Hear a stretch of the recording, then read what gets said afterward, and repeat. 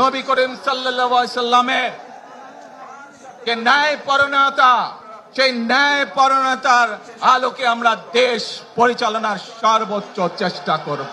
আজ আপনারা জানেন,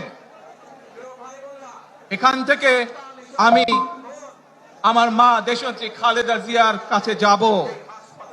একটি মানুষ, যে মানুষটি এই দেশের মাটি, এই দেশের মানুষকে নিজের জীবনের থেকেও বেশি ভালোবেসেছেন, তার সাথে কি হয়েছে আপনারা প্রত্যেকটি মানুষ সে সম্পর্কে অবগত আছেন। আপনাদের কাছে আমি চাইবো, আজ আল্লাহর দরবারে আপনারা দোয়া করবেন যাতে আল্লাহ ওনাকে তৌফিক দেন, উনি যাতে সুস্থ হতে পারেন। প্রিয় ভাই বোনরা, সন্তান হিসাবে আমার মন আমার মায়ের বিছানার পাশে পড়ে আছে সেই হাসপাতালের ঘরে, কিন্তু